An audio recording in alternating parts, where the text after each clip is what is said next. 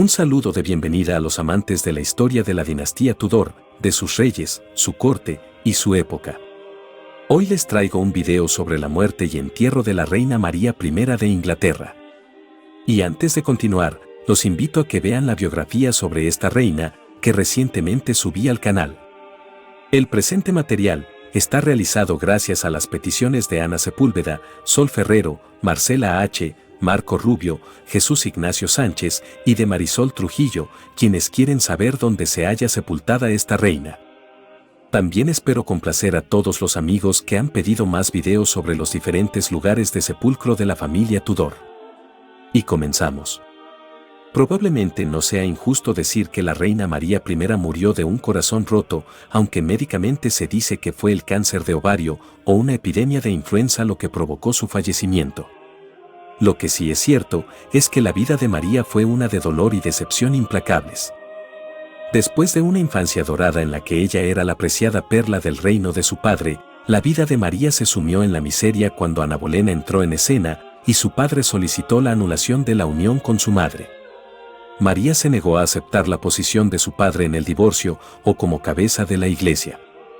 Ella creía que negar la autoridad del Papa equivalía a negar el catolicismo en su totalidad, y aceptar que sus padres nunca se habían casado era una mentira que condenaría su alma. María fue exiliada de la corte, separada de su amada madre, y se le negó el permiso para verla, incluso cuando Catalina agonizaba. Eventualmente, ella se derrumbó bajo la incesante intimidación de su padre y se sometió a él, pero su relación nunca fue la misma. Cuando llegó al trono, María lo vio como una oportunidad para arreglar todo de nuevo, y convertir a Inglaterra en el reino dorado y encantado que ella recordaba de su infancia.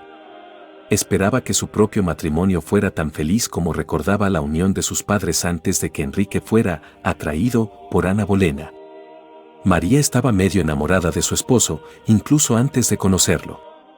Ella comenzó a hacer retroceder las reformas religiosas de los reinados de su padre y su hermano, esperando que los ingleses estuvieran agradecidos de ser llevados nuevamente a los brazos de la Iglesia Católica. Pero fue profundamente decepcionada por ambas cuentas. Para 1558, María era una mujer destrozada, abandonada por su indiferente esposo después de 2 falsos embarazos y desconcertada por la persistente herejía que tanto luchó por erradicar de su reino. Es extraño que una mujer que veneraba a los santos martirizados por su fe no entendiera por qué quemar a los herejes no tenía los efectos deseados. Mientras María yacía en su cama en el Palacio de St. James, los pasillos resonaron con el silencio. La corte también la había abandonado a ella, acudiendo en masa a su hermana Isabel, quien pronto llevaría la corona. Fue algo que Isabel nunca olvidó, y fue como María había sido abandonada por la voluble corte mientras yacía en su lecho de muerte. Fue una de las razones por las que Isabel siempre se resistió a nombrar a su heredero, retrasando eso hasta los últimos momentos de su vida. María durmió más y más horas a medida que su enfermedad le quitaba fuerzas y hacia el final, sus momentos de lucidez fueron pocos. Pero pudo hacer su testamento. Al final, ella no se atrevió a nombrar a su hermana como heredera y solo dijo que el trono debería ser heredado como dictaba la ley. John Fox escribió sobre su muerte en su obra Actos y Monumentos con las siguientes palabras. En cuanto a la forma de su muerte, algunos dicen que murió de un timpanismo, algunos por sus muchos suspiros antes de su muerte, supusieron que murió de pensamiento y tristeza. Entonces su consejero, al verla suspirar y deseoso de saber la causa, a fin de que pudieran brindarle el más pronto consuelo, temió, como decían, que ella tomara ese pensamiento por la majestad de su esposo, que se había ido de su lado.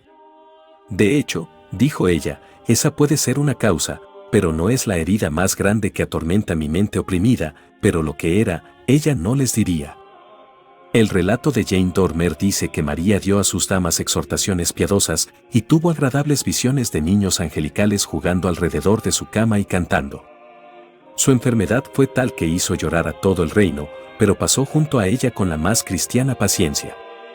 Ella consoló a los que estaban afligidos por ella, les contó los buenos sueños que había tenido, viendo jugar ante ella a muchos niños pequeños como ángeles, cantando notas agradables, dándole más que un consuelo terrenal, y así persuadió a todos a tener siempre ante sus ojos el santo temor de Dios, que los libraría de todo mal, y sería un freno para todas las tentaciones. Ella les pidió que pensaran que todo lo que les llegaba era con el permiso de Dios, y tener siempre la confianza de que Él, en su misericordia, cambiaría todo para mejor. Desde el tiempo de las angustias de su madre, esta reina tuvo uso diario de paciencia y pocos días de contentamiento, siendo solo cuando restauró la religión católica en sus reinos. Mientras fue reina, en esos pocos años, sufrió muchas conspiraciones, y todas por malos humores hacia la verdad de Dios. Ella mandó a todos a que se mantuvieran firmes en la religión católica, y con esos virtuosos y cristianos consejos, aún en oración y escuchando buenas enseñanzas, recibiendo los santos sacramentos de la Iglesia, partió de este mundo, que fue el día 17 de noviembre de 1558. Aquella mañana oyendo misa, que se celebró en su aposento, estando ella en el último punto, pues no pasó día en su vida que no oyese misa, y aunque enferma de muerte, la oyó con tan buena atención, celo y devoción, como respondía en todo con el que servía al sacerdote, tal era sin embargo la rapidez de sus sentidos y de su memoria. Y cuando el sacerdote llegaba a aquella parte para decir Agnus Dei, qui falis peccata mundi, ella respondía clara y distintamente a todos, ten piedad de nosotros, danos la paz. Después, pareciendo meditar algo consigo misma, cuando el sacerdote tomó la sagrada hostia para consumirla, ella la adoró con su voz y semblante, luego cerró los ojos y entregó su alma bendita a Dios. Esto me ha dicho la duquesa, con lágrimas en los ojos, que lo último que vio la reina en este mundo fue a su Salvador y Redentor en las especies sacramentales, sin duda contemplarlo dentro de poco en su cuerpo glorioso en el cielo. Un pasaje bendito y glorioso.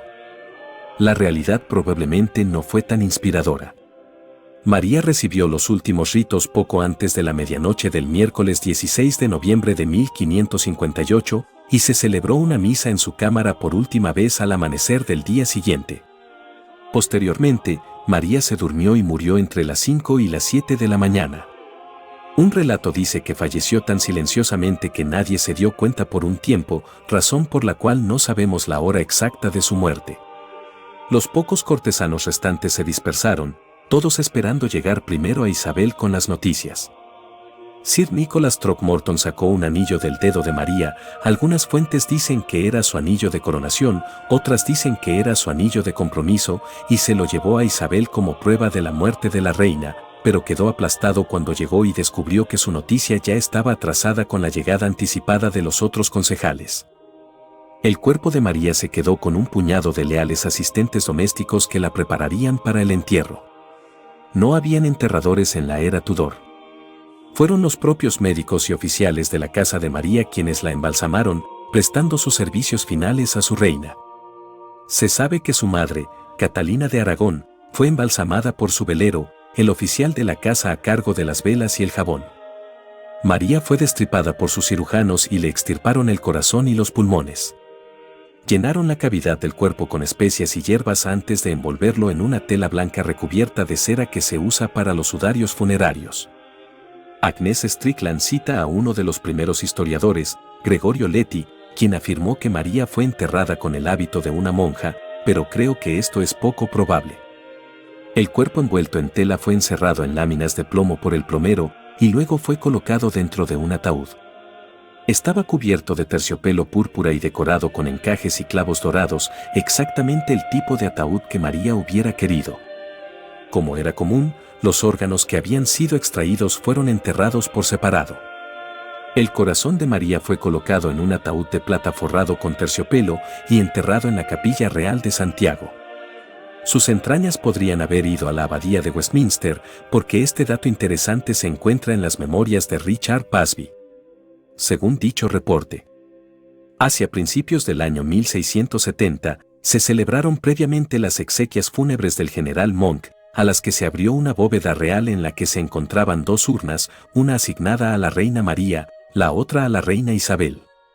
Richard dice que sumergió su mano en cada uno. Sacó de cada uno una especie de sustancia roja pegajosa, algo parecida a la argamasa. La de María solo contenía menos humedad.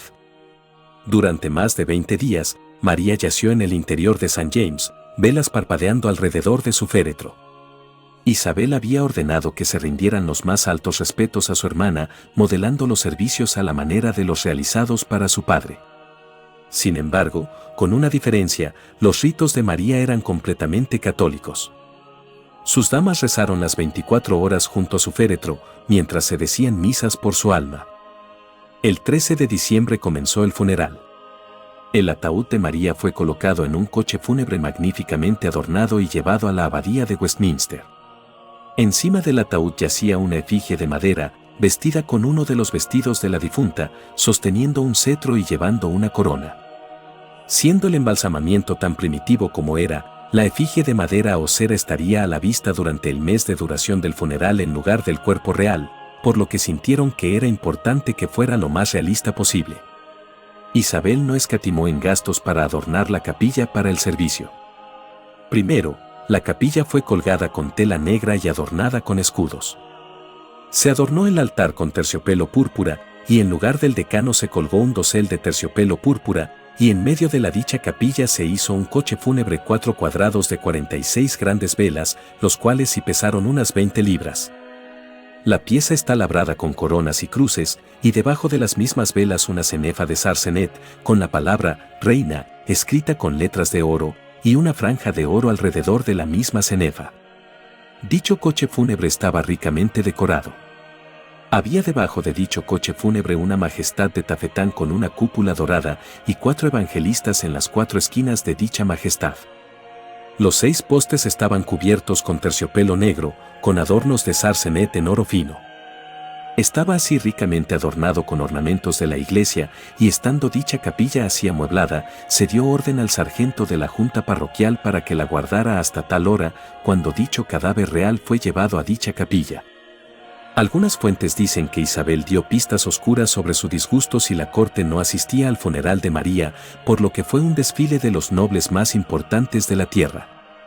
Entonces el obispo de Worcester y otros obispos, con la capilla de la reina subieron a buscar dicho cadáver, y la capilla se quedó en la gran cámara y los dichos obispos entraron en la cámara donde estaba el cadáver, y lo incensaron y dijeron diversas oraciones, y después que dicho cadáver fue recogido por 8 hidalgos y todo lo demás puesto en orden, es decir la cruz y a cada lado un ramo blanco, llevado por muchachos en sobrepellices.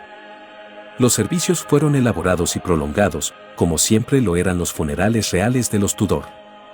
La doliente principal fue Margaret Douglas, condesa de Lennox. Y después de todas las ceremonias, María fue enterrada en la capilla construida por su abuelo, Enrique VII.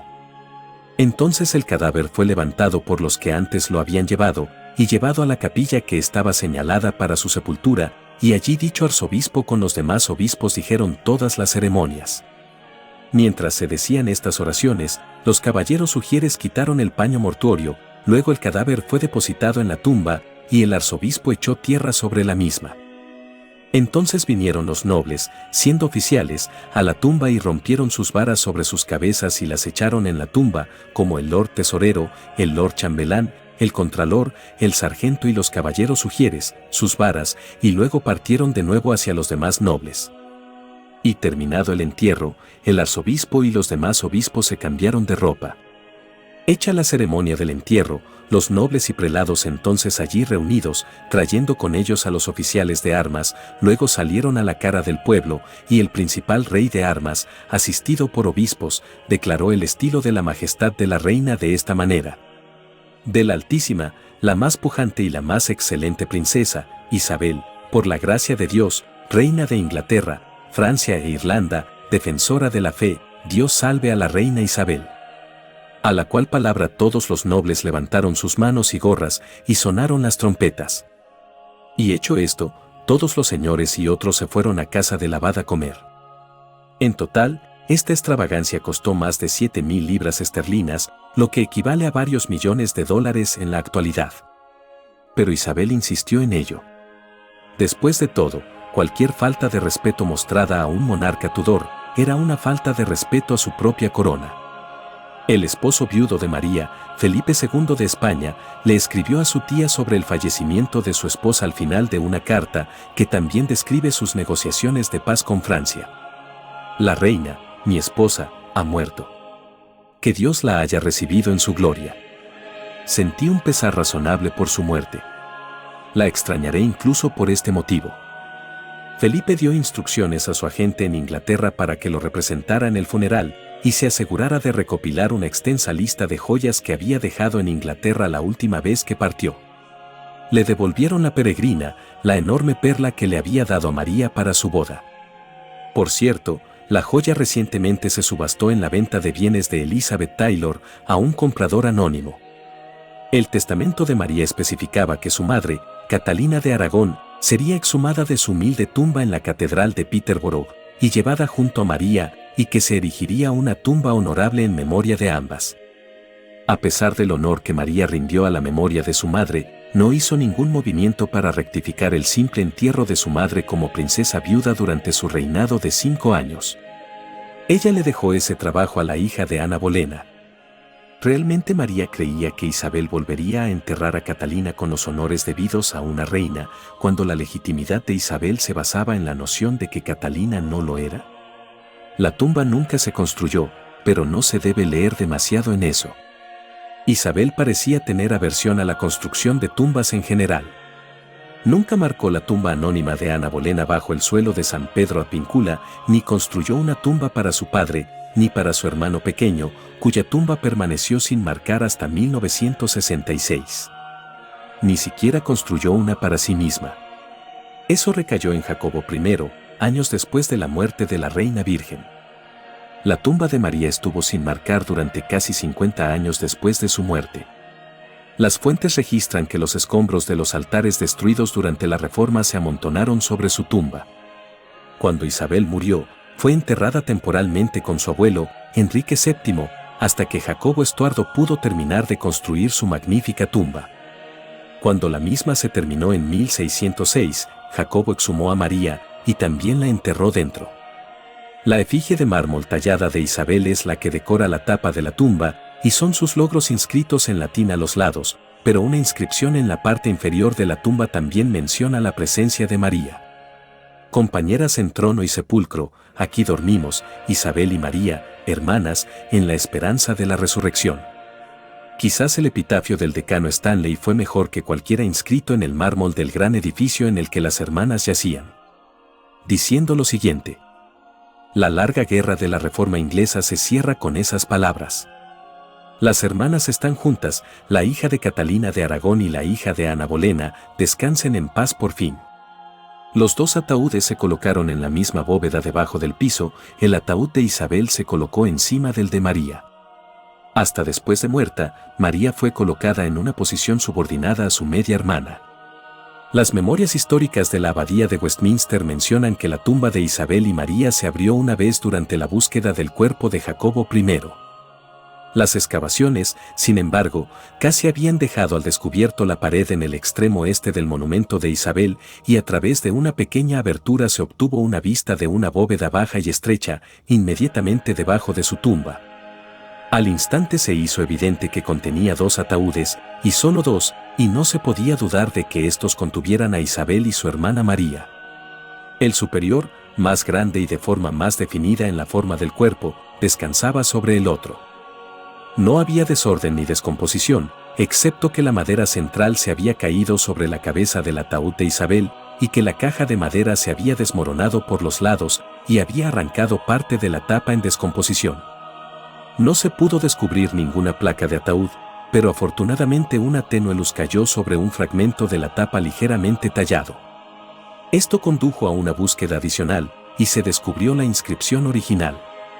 Estaba la insignia Tudor, una rosa doble completa, con un contorno inciso profundo pero simple en el centro de la cubierta, a cada lado, las augustas iniciales ER, y debajo, la memorable fecha de 1603.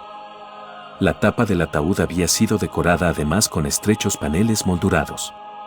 La caja del ataúd era de olmo de 1 pulgada, pero la tapa ornamental que contenía la inscripción y los paneles era de roble fino, de media pulgada de espesor, colocada sobre la tapa de olmo de 1 pulgada. El conjunto estaba cubierto con terciopelo de seda roja, del que mucho quedaba adherido a la madera, y había cubierto no solo los lados y los extremos, sino también la cubierta de roble adornada, como si la madera desnuda no se hubiera considerado lo suficientemente rica sin el terciopelo.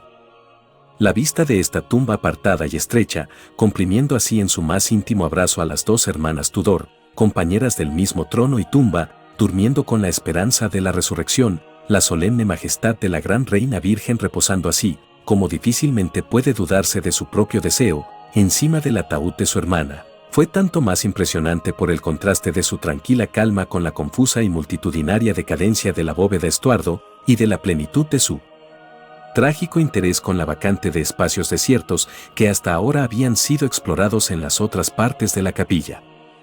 La bóveda se cerró de inmediato.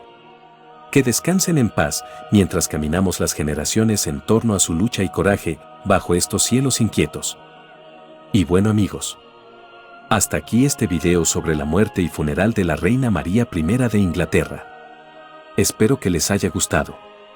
Y espero haber colmado las expectativas de todos los que pidieron que hiciera un material sobre este tema. Quiero agradecerles una vez más por ver, comentar y seguir mi canal. Y por último, enviar un cordial saludo a los amigos que nos ven desde Nicaragua, Paraguay y Guatemala. ¡Feliz día y hasta la próxima!